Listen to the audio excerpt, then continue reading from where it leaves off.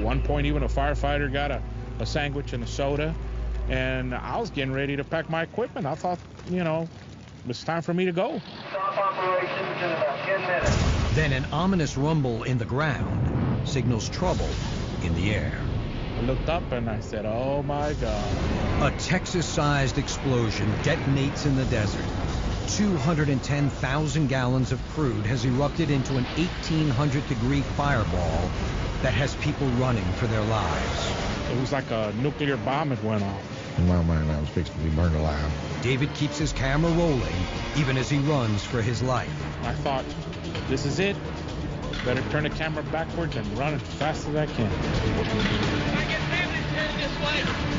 People now are going to be burned out. In the midst of the madness, David radios his editor back at the TV station. Smitty, as things go up, we're going to have burn victims. I had blisters the size of lemons on my arm and on my head, and I needed to be treated pretty quick. But at the same time, I looked back and I saw how worse those other people were. People walking around putting water and ice everywhere. What happened is called a boilover explosion. Why it happened is a bit more complicated. Water is not your friend in a crude oil tank fire. Fire protection specialist Gordon Lohmeyer is an expert on oil fires. When your crude oil is on fire, it heats up the tank.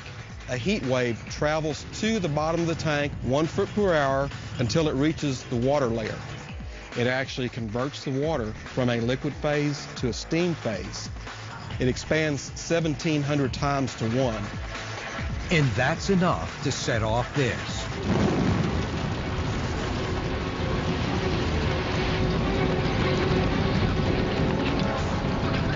Look closely and you can actually see the steam expanding into flames.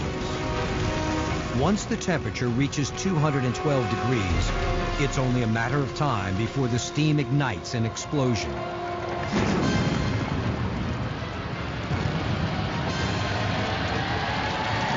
Obviously, you need water to put out a fire. So how could this have been avoided? Every gallon of water that you put into that tank needs to be drained out. Most likely, this wouldn't have happened if a water release valve at the bottom of the tank had been fully opened. It eventually catches up with you when you put enough water on that tank. And when it comes to fighting oil fires, the clock is ticking. The longer the fire rages, the hotter that it gets and the lower the heat wave goes in the tank, thus setting you up for potential boilover.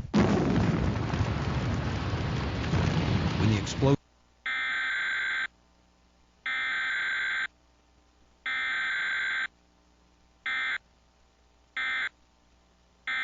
inferno, and many of the scars remain today, both physically and emotionally. I've covered many fires, but to be part of the story,